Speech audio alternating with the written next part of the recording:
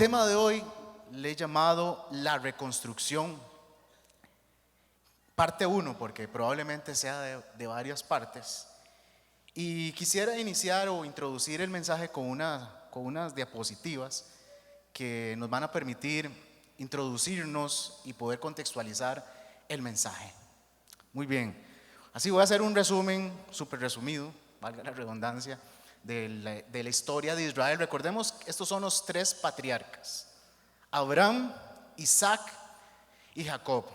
Abraham fue a quien Dios le dio la promesa que iba a ser padre de multitudes, que a través de él iban a ser bendecidas todos los pueblos de la tierra, y todo iba a empezar por un hijo, el hijo de la promesa, que fue Isaac.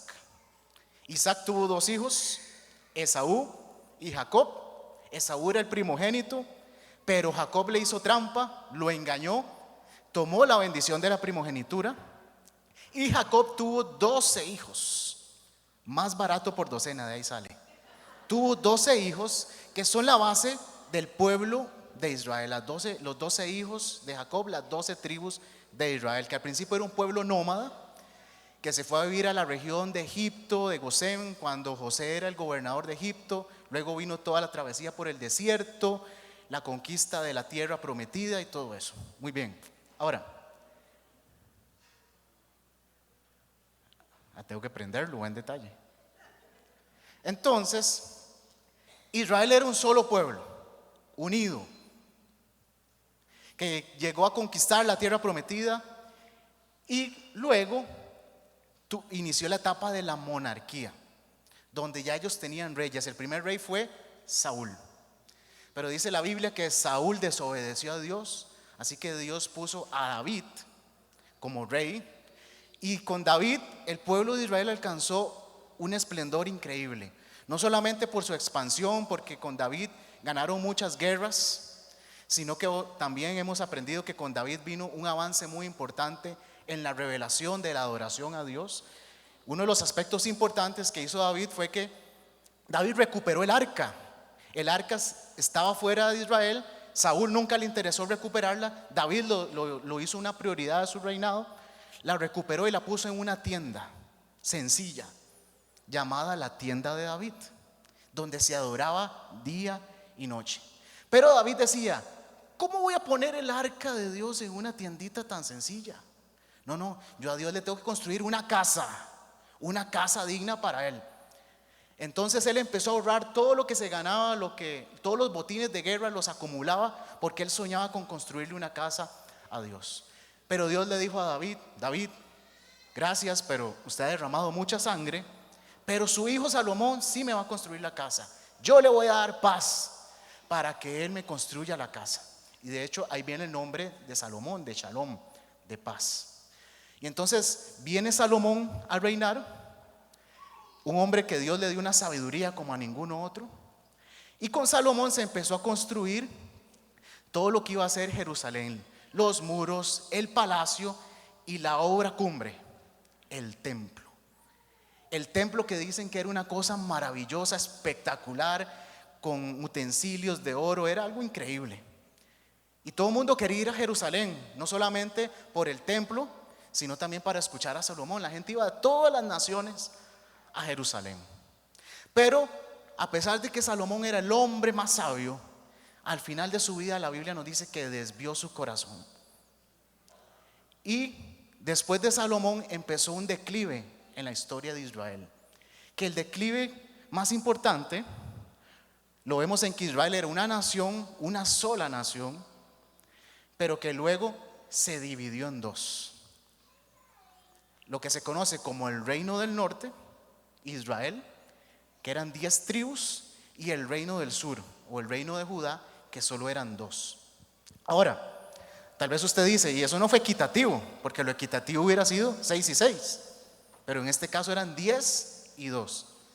Pero aunque el reino del sur eran solo 2 tribus, Judá y Benjamín, ellos se quedaron con la mejor parte, porque se quedaron con Jerusalén, se quedaron con el templo y se quedaron con toda la historia, la tradición, la cultura, con todo.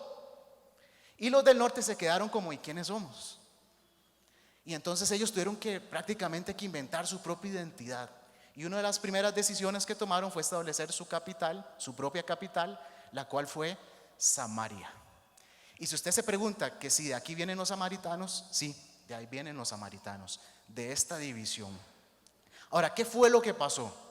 Que entonces la historia se dividió, el pueblo se dividió en dos, la historia también del pueblo de Israel se dividió en dos. Habían profetas en el norte, habían profetas en el sur. Entonces, los del norte, los samaritanos, fueron conquistados por los asirios. Los conquistaron y parte de lo que hicieron los asirios fue mezclarlos con otros pueblos. Entonces, esa era una de las razones también por las que los judíos no les caían mal los samaritanos, porque decían, esta gente que se mezcló, esta gente que perdió la pureza de su linaje. Y entonces era parte de las razones por las cuales también los menospreciaban. Pero los del sur, a pesar de que tenían la mejor parte, también desviaron su corazón. No escucharon a los profetas que Dios les envió. Y este pueblo, los del sur, fueron tomados por los babilonios. Ahora, entonces inició un proceso que se conoce como el exilio, que no fue algo instantáneo, sino que fue un proceso de años. La primera parte se dio cuando reinaba Joaquín, y entonces se dio la primera deportación, donde ellos llegaron, saquearon el templo, aquí todavía no lo habían destruido, la saquearon y se llevaron a lo mejor del pueblo judío. Se cree que en ese primer grupo es donde iban Daniel y sus amigos, en este primer grupo que ellos se llevaron, y nada más dejaron labradores y a la gente más pobre ahí en Jerusalén. Y Nabucodonosor puso a su tío, ojo a la argolla, puso a su tío a gobernar Jerusalén y le puso por nombre Sedequías. Entonces Sedequías empezó a gobernar en Jerusalén, pero se rebeló contra Nabucodonosor. Y entonces Nabucodonosor dijo así, ahora sí van a pagar por esto. Y entonces fue cuando inició la otra etapa que se llama el sitio. El sitio recordemos que Jerusalén era una ciudad amurallada. Entonces el sitio era que las acorralaban la ciudad por los muros, no dejaban que nadie saliera, no dejaban que nadie entrara. Y entonces al final la gente, como no había intercambio comercial ni nada, se empezó a morir de hambre, para que finalmente se rindieran. Y ya finalmente entraron las tropas de Babilonia, destruyeron las casas, destruyeron los muros, destruyeron el palacio y lo más doloroso, destruyeron el templo. Destruyeron el templo de Salomón. Y esto fue el golpe fatal para los judíos, porque también se volvieron a llevar más gente a Babilonia. Entonces había gente en Babilonia, lejos de su tierra, sabiendo que su nación había sido destruida, y los que quedaban lo único que veían eran ruinas, destrucción. Esto lo había profetizado el profeta Jeremías. En esta historia vamos a ver varios profetas que fueron protagonistas de esta historia. Jeremías había dicho: toda esta tierra será puesta en ruinas y en espanto, y servirán estas naciones al rey de Babilonia 70 años. Ruinas. Así es como estaba Jerusalén, en ruinas. Imagínense el pueblo que vio a Jerusalén en su máximo esplendor, con los muros, con el palacio, con el templo, y ahora lo único que veían era ruinas y espanto. Pero en medio de las ruinas, en medio de la destrucción, hubo una palabra de Dios que trajo esperanza. Y dice, en medio de las ruinas, porque así dijo Jehová: cuando en Babilonia se cumplan los 70 años, dijo, yo os visitaré y despertaré sobre vosotros mi buena palabra para hacerlos volver a este lugar. En medio de la destrucción y de la ruina hay esperanza. Amén. ¿Y cuál es esa esperanza? La esperanza de la reconstrucción. La reconstrucción. Y aquí es donde inicia nuestro mensaje. Queridos hermanos, todos en algún momento vamos a sentirnos así en nuestra vida. de que algo que construimos, que algo que nos costó dinero, esfuerzo, tiempo, sacrificio, y ver lo que se cae en ruinas, ver lo que se destruye, eso nos golpea. No es fácil. A veces puede ser una enfermedad, a veces puede ser la quiebra financiera, quedarnos sin empleo, perder a un ser querido, perder un matrimonio, perder la familia. Muchas cosas, muchas veces nos hacen sentir que todo se cae a pedazos. Pero todos en algún momento necesitamos tomar la decisión valiente de en medio de la ruina, en medio de la situación difícil, decir: voy a reconstruir.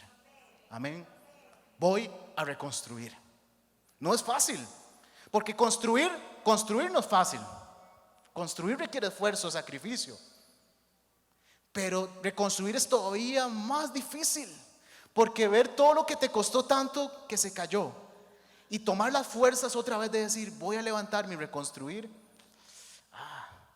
No todo el mundo toma esa decisión. Es de valientes. Así se sentía el pueblo judío.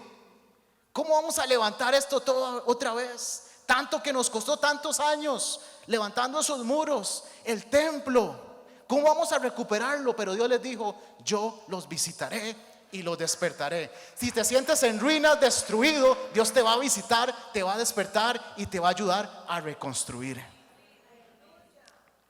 Así que lo que quiero que veamos en esta historia, que son 3 historias de hecho, porque la reconstrucción fueron 3 fases. 3 fases. La primera fue el templo, que es lo que vamos a ver hoy. Y el líder de esa fase del proyecto fue Zorobabel.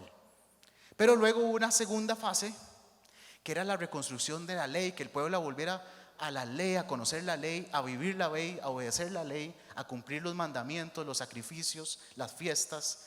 Esa fase le tocó a Esdras. Y la fase final fueron los muros, y el líder de esa fase del proyecto fue Nehemías. Entonces, lo que quiero que veamos en estas 3 historias, que las 3 son increíbles, fascinantes, maravillosas, emocionantes, es que veamos los principios de reconstrucción para que los apliquemos en nuestra vida, para que cuando usted tenga que reconstruir algo en su vida, usted pueda tomar estos principios y le ayuden a hacerlo bien, de la forma correcta. Porque podemos reconstruir a nuestra manera o podemos reconstruir a la manera de Dios. Y creo que es mejor hacerlo a la manera de Dios. Así que, ¿están listos? Muy bien. ¿Cómo comenzó esto? Vamos a ir a Esdras 1, del 1 al 4.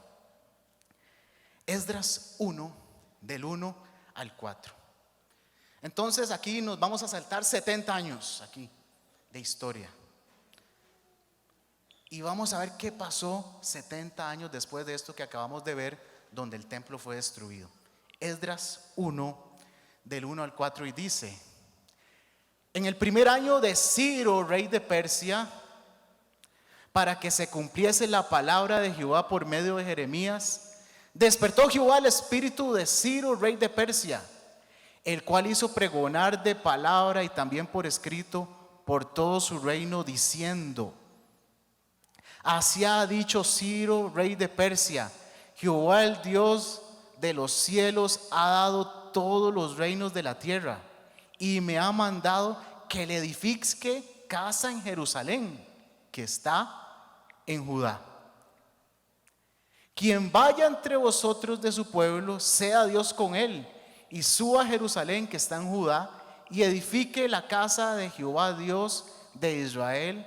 Él es Dios, la cual está en Jerusalén. Y a todo el que vaya, el que haya quedado en cualquier lugar donde more, ayúdenle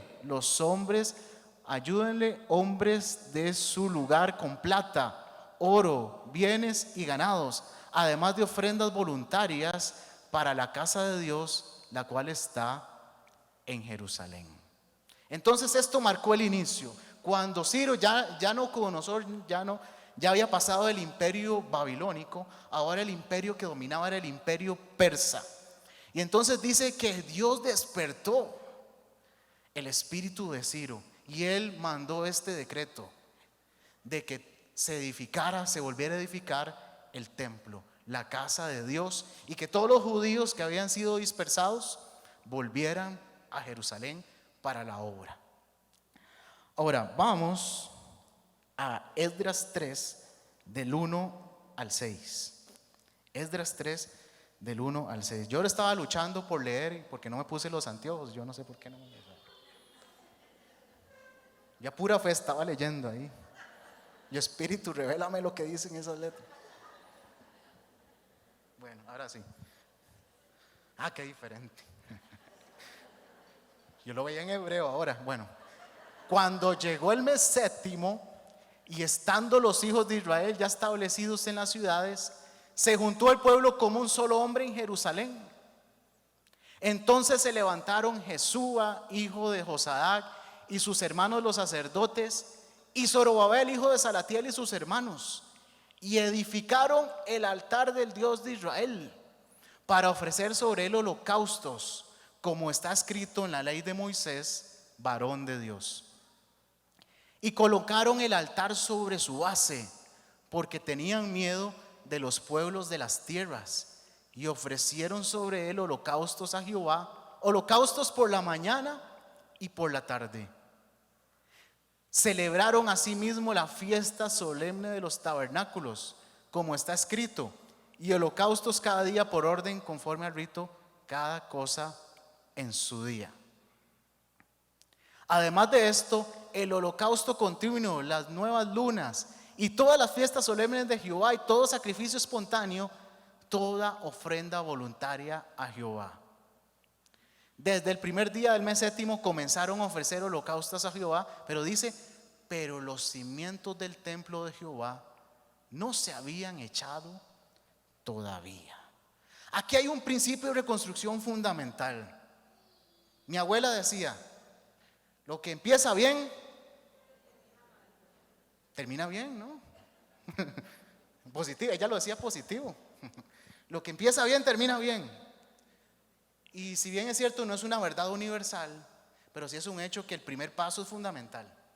Empezar las cosas de la manera correcta es fundamental. Y aquí hay algo muy interesante, y es que, como ustedes ven, el proyecto de Dios de reconstrucción era el templo, la ley y de último, los muros. Y alguien se puede preguntar, ¿y por qué no empezaron por los muros? Porque los muros eran muy importantes. Porque los muros no solamente era un elemento decorativo, los muros representaban seguridad, representaban protección contra los enemigos. Desde ahí podían vigilar si venía un enemigo desde lejos. Y obviamente si la gente veía los muros, la gente podía decir, mira, y seguro ya están bien por dentro. Pero Dios dijo, no vamos a comenzar por los muros, porque Dios tiene un método de trabajo que nunca lo cambia. Dios trabaja de adentro hacia afuera. Ese es el método de Dios, de adentro hacia afuera. Si ellos hubieran comenzado por los muros, hubieran dado la apariencia de que todo estaba bien por dentro, aunque por dentro todo era un desastre y ruinas.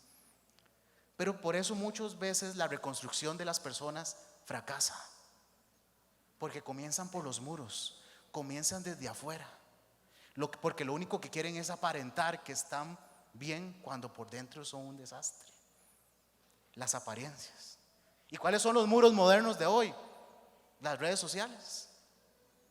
Ahí la gente trata de aparentar lo que no es, para que otros digan, mira, ya está bien, qué pura vida que está. Pero son puras apariencias.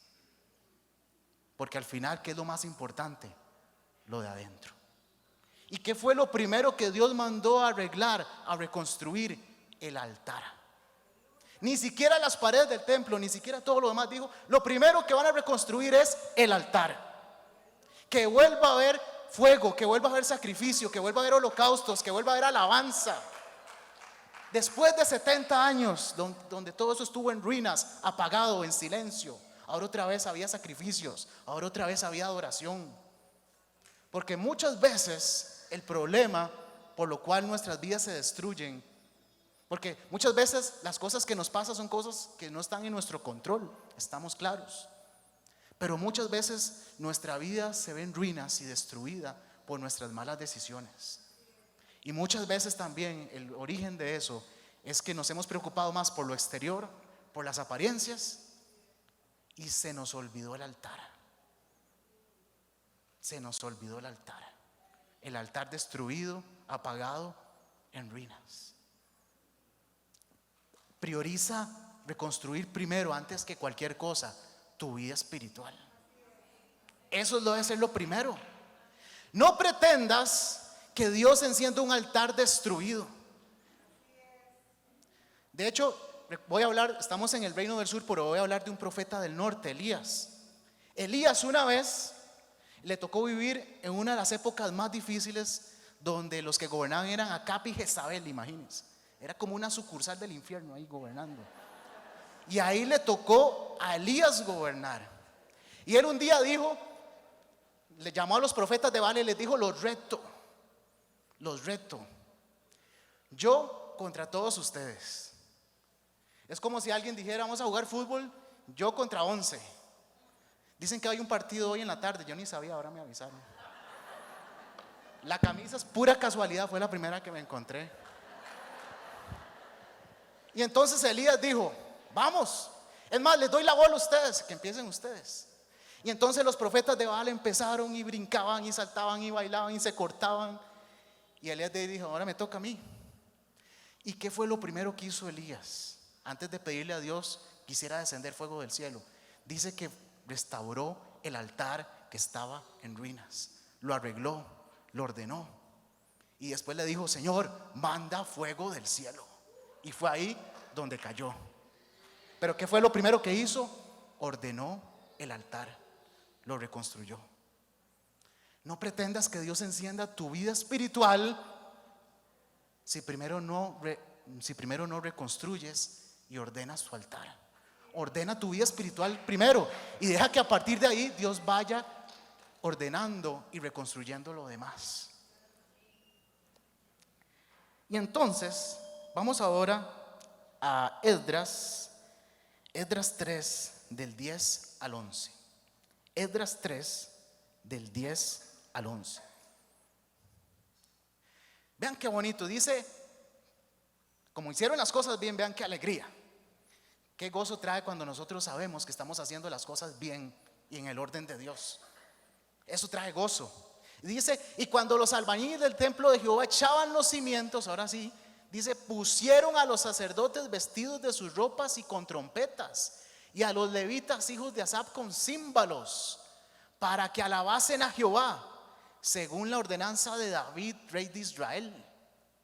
Y cantaban, alabando y dando gracias a Jehová y diciendo: porque Él es bueno, porque para siempre es su misericordia sobre Israel. Y todo el pueblo aclamaba con gran júbilo, alabando a Jehová, porque se echaban los cimientos de la casa de Jehová. Qué bonito, aunque los muros estaban todavía destruidos, aunque apenas estaban echando los cimientos, pero ellos estaban contentos, felices, porque 70 años había estado todo eso desolado, en silencio, y ahora otra vez había gozo, alegría y adoración. Y lamentablemente creo que por eso muchas veces nuestras vidas también se hacen pedazos, porque tenemos nuestro templo, pero está apagado. No hay nada dentro, no hay vida, no hay alegría, no hay fuego, no hay alabanza. Que vuelva a haber vida espiritual en ti. Amén.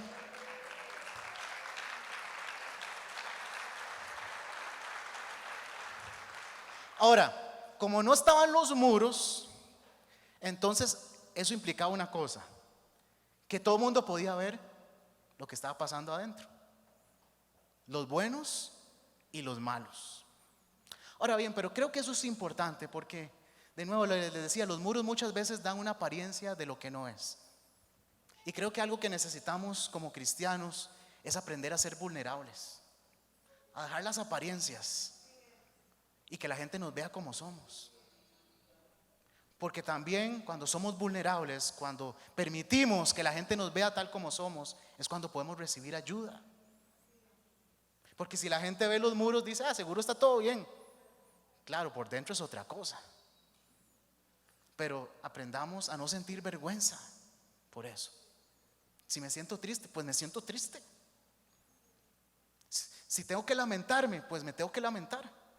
De hecho, todo el libro de Lamentaciones es eso. Son los lamentos del pueblo judío por todo lo que les había pasado. Está bien sentirse así. Lo que no está bien es pasar toda la vida lamentándose. Porque hay esperanza de reconstrucción. Amén. Ahora, vean lo que sucedió aquí, porque entonces hubo gente buena que llegó a decir, yo quiero ayudar para que edifiquemos otra vez la casa de Dios. ¿En qué ayudo? Pero también había gente mala. Y veamos lo que pasó. Esto es muy importante. Esdras 4, del 1 al 4. Esdras 4, del 1 al 4. Dice: oyendo los enemigos de Judá y de Benjamín que los venidos de la cautividad edificaban el templo de Jehová, Dios de Israel, vinieron a Zorobabel y a los jefes de casas paternas y les dijeron: edificaremos con vosotros, porque como vosotros buscamos a vuestro Dios y a él ofrecemos sacrificios desde los días de Sar-Adón, rey de Asiria, que nos hizo venir aquí. Zorobabel, Jesúa y los demás jefes de casas paternas de Israel dijeron: no nos conviene edificar con vosotros casa a nuestro Dios, sino que nosotros solos la edificaremos a Jehová Dios de Israel, como nos mandó el rey Ciro, rey de Persia. Pero el pueblo de la tierra intimidó al pueblo de Judá y lo atemorizó para que no edificara. Aquí hay varios principios importantes. El primero: no puedes reconstruir tu vida solo. Necesitas de Dios y necesitas la ayuda de otros. Y creo que ese es un error que cometen muchos. Y por eso la reconstrucción fracasa muchas veces. Porque hay gente que dice: no, yo puedo solo. Pero hermano, no necesita ayuda, no necesita ir a terapia. No, yo puedo solo.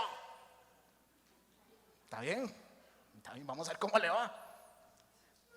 Pero no podemos reconstruir nada en nuestra vida solos. Necesitamos ayuda.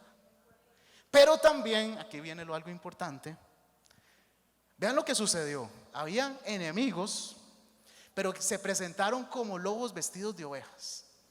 Le dijeron: hola hermanitos, aquí estamos viendo que están reconstruyendo, nosotros venimos aquí a ayudarles. Zorobabel pudo haber tomado la decisión de decir: claro, toda ayuda bienvenida, claro, vengan. Pero ¿qué hizo? Habló con los demás, consultaron a Dios y les dijeron: no nos llamen ni los vamos a llamar. Y dijo algo muy importante, dice: no nos conviene edificar con ustedes. No nos conviene. No todo mundo te conviene que sea parte de tu equipo de reconstrucción. Tienes que ser sabio y tienes que discernir. Porque voy a contar una historia basada en hechos de la vida real. Y como dicen en las películas, por derechos de autor voy a cambiarle el nombre a los personajes. Pero es una historia basada en hechos de la vida real. Resulta que había un hombre llamado Juancho. Es el nombre ficticio. Y Juancho, después de muchos años, se divorció. Su corazón estaba destrozado, 1000 pedazos. No sabía qué hacer. Y entonces llamó a sus 3 mejores amigos para que le ayudaran y lo aconsejaran en ese momento tan difícil. Juan, Juanito y Juanete. Así se llamaban. Entonces le pide consejo a Juan. Dice: Juan, deme un consejo. Y entonces Juan le dice: y yo te aconsejo que ordenes tu vida, que busques ayuda, que pases este proceso. Claro, se llama Juan, apóstol, claro, y tenía que dar un buen consejo. Ahora sigue Juanito. Entonces Juanito dice: no, yo no tengo ningún consejo, pero yo estoy aquí para ayudarte, aquí voy a estar, usted sabe, bro. ¿Verdad? Y entonces viene Juanete, el tremendo del grupo. Juanete, ¿qué consejo me quieres dar? Y Juanete le dice: papi, vuélvase loco. Ese fue el consejo. Papi, vuélvase loco. En España hubiera sido: tío, pues tenéis que volverte loco. Pero ya sea en español o en España, en Costa Rica, en cualquier idioma, es un mal consejo. Pero ese es el consejo que muchos reciben. Y ese es un consejo que no va a traer edificación, no va a traer reconstrucción, lo que va a traer es más ruina. Porque existe la idea de que el hombre divorciado que ahora es soltero, entonces sí, porque traduzcamos, vuélvase loco, es váyase de fiesta, ande con mujeres, desenfrene su vida. Y ese es el consejo que muchos reciben. Y creo que también ahí es donde está el origen del problema muchas veces. Si quieres reconstruir tu vida, reconstruye tu círculo de amigos más cercano. Porque las personas más cercanas son los que más van a influir en tu vida. Y muchas veces las amistades o te edifican o te destruyen. Entonces hay que quitar los juanetes de la vida. Así que ellos tomaron la decisión sabia de decir gracias, pero no gracias. Ya tenemos el equipo, no nos conviene. Hay gente que no te conviene y tal vez suena fuerte, duro, pero a veces hay que tomar ese tipo de decisiones en nuestra vida si realmente queremos reconstruir nuestra vida. Ahora, lo que sucedió aquí es que dice que los que entraron como lobos vestidos de oveja al final se quitaron el disfraz y se mostraron tal como eran, lobos rapaces. Porque entonces iniciaron toda una campaña donde primero empezaron a atemorizar, empezaron a amenazar al pueblo y empezaron toda una campaña de desprestigio y de mentiras y enviaron una carta a Persia diciéndole: esta gente lo que quiere es rebelarse y otra vez. Y vean lo que sucedió. Esdras 4 del 23 al 24. Esdras 4 del 23 al 24.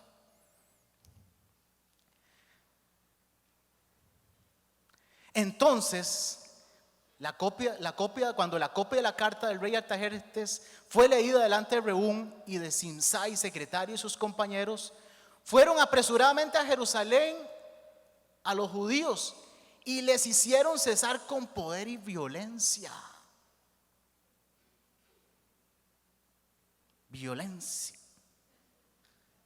Entonces cesó la obra de la casa de Dios que estaba en Jerusalén y quedó suspendida hasta el año segundo del reinado de Darío, rey de Persia. Lo lograron. Suspendieron la obra. Querido hermano, toda reconstrucción tendrá oposición. Porque el diablo lo que quiere es verte destruido, en ruinas, acabado. Que no te levantes de donde estás. Pero Dios quiere levantarte, Dios quiere reconstruir tu vida. Y claro que va a haber oposición. Van a llegar estos con malas intenciones. Van a venir los lobos vestidos de oveja. Va a venir gente mala.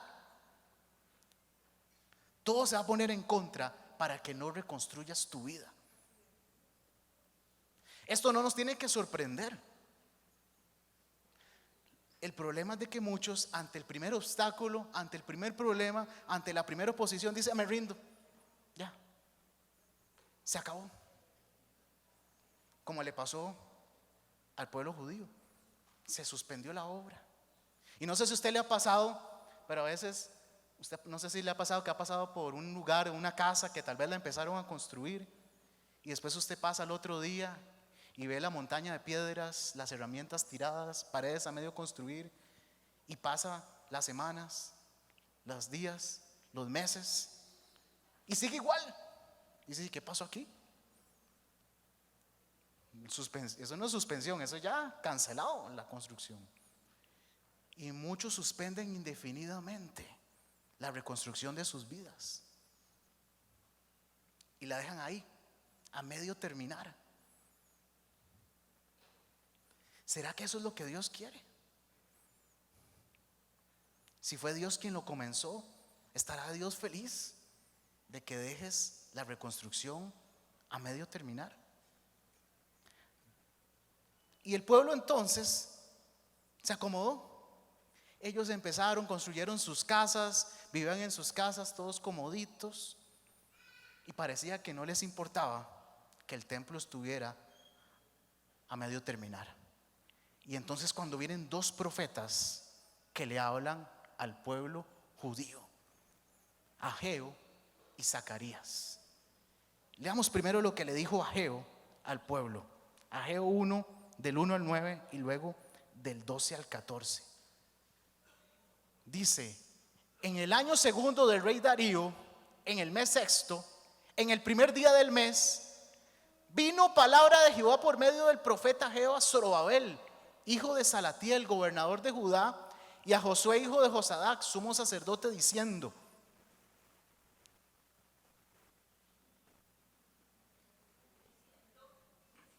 así ha hablado Jehová de los ejércitos, diciendo, este pueblo dice, no ha llegado aún el tiempo de que la casa de Jehová sea reedificada. Entonces vino palabra de Jehová por medio del profeta Ageo, diciendo: es para vosotros tiempo, para vosotros, de habitar en vuestras casas artesonadas, y esta casa está desierta. Pues así ha dicho Jehová de los ejércitos: meditad bien sobre vuestros caminos.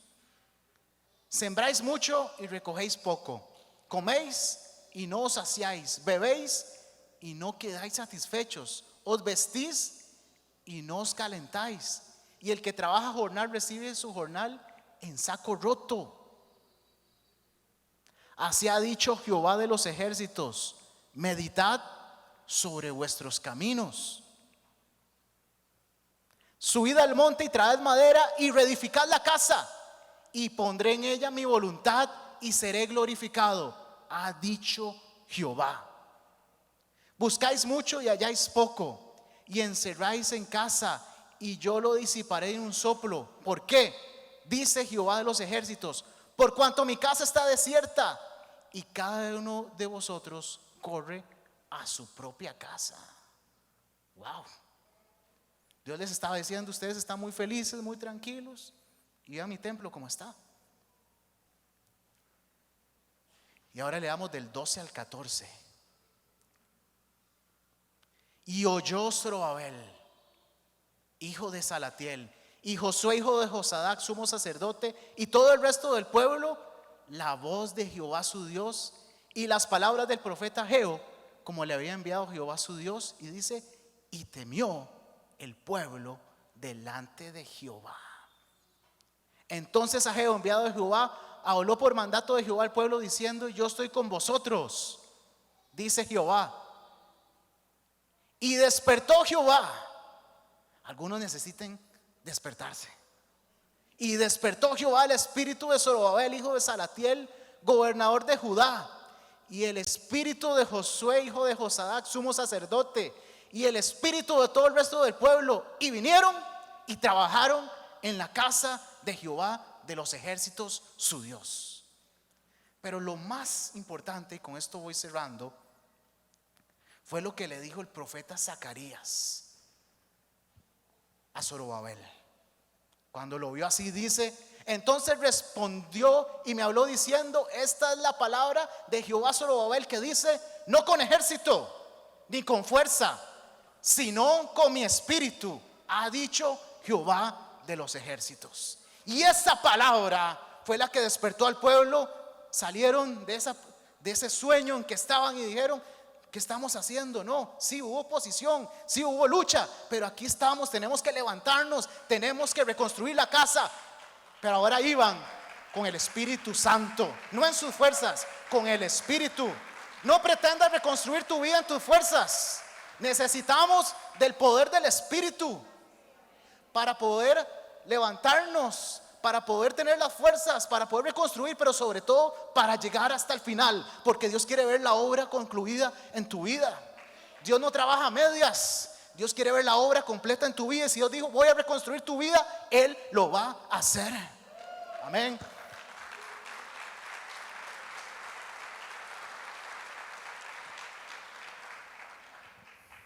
Pongámonos de pie.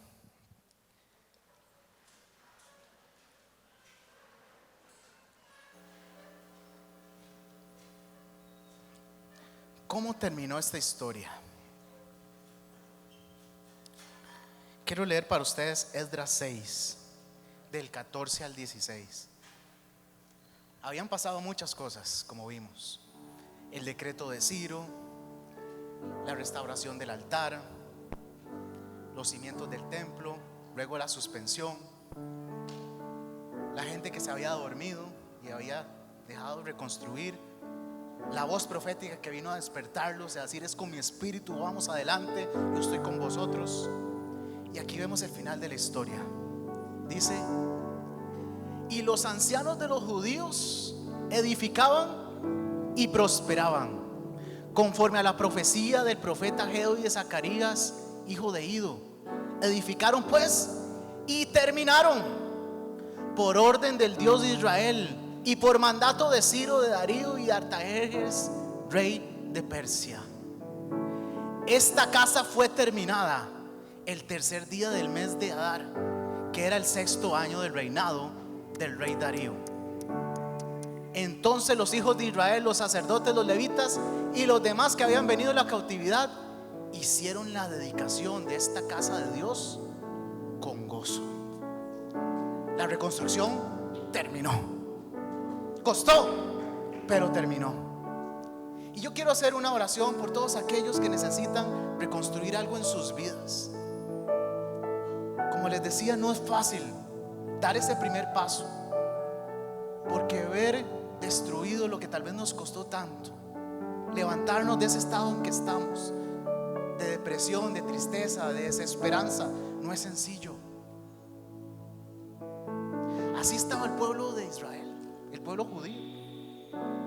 Lo único que veían era destrucción, desolación, ruinas. Pensaban que nunca iban a tener lo que tuvieron antes. Estaban lejos de su tierra, en Babilonia. Pero en medio de eso ellos escribieron un salmo donde soñaban que aunque el presente era difícil, de ruina, de destrucción, un futuro mejor iba a venir. Y ese salmo es el Salmo 126, donde ellos dijeron: cuando Jehová hiciere volver la cautividad de Sión, seremos como los que sueñan. Entonces nuestra boca se llenará de risa y nuestra lengua de alabanza. Entonces dirán entre las naciones: grandes cosas ha hecho Jehová con estos. Grandes cosas ha hecho Jehová con nosotros. Estaremos alegres. Haz volver nuestra cautividad, oh Jehová, como los arroyos del Negev.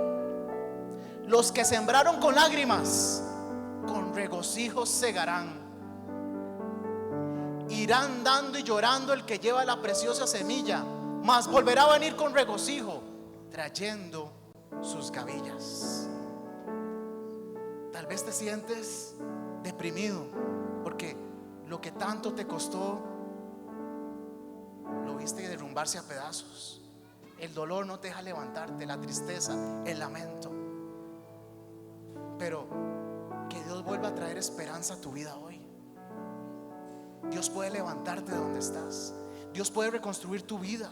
Dios puede reconstruir tu corazón. Dios puede reconstruir tus finanzas. Dios puede reconstruir tu matrimonio. Dios puede reconstruir tu salud. Dios puede reconstruir lo que sea en tu vida. Vuelve a soñar de que aunque el presente es difícil, si estás con Dios hay un futuro mejor, hay esperanza. Tu lamento se convertirá en gozo y tus lágrimas en risa.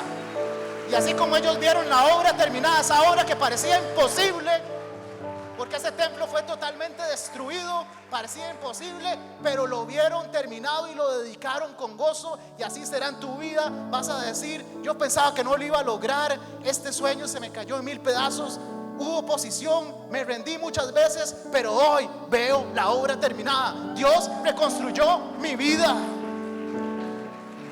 No te rindas y que Dios complete la obra en ti. Amén. Vamos a orar. Señor, te pido por todos aquellos que hoy se sienten así, cabizbajos, tristes, deprimidos, lamentando la destrucción y la ruina que ha venido. Sabemos que no es fácil, no negamos la realidad, pero danos la fuerza, Señor, de levantarnos. Danos la fuerza y la voluntad que viene de ti para decidir reconstruir nuestras vidas, pero hacerlo de la forma correcta, empezando con nuestra vida espiritual, con nuestro altar. Ese altar que tal vez descuidamos, está destruido, apagado. Queremos reconstruirlo, queremos ordenarlo y que vuelva a haber fuego de Dios, que vuelva a haber alegría, que vuelva a haber gozo, que vuelva a haber adoración, que vuelva a haber vida. Que ponga los cimientos, las bases correctas de nuestra vida para tomar las decisiones de aquí en adelante. Que nos ponga las personas correctas que nos ayuden a reconstruir nuestra vida y que nos dé discernimiento para que las personas que no nos convienen poderlas discernir.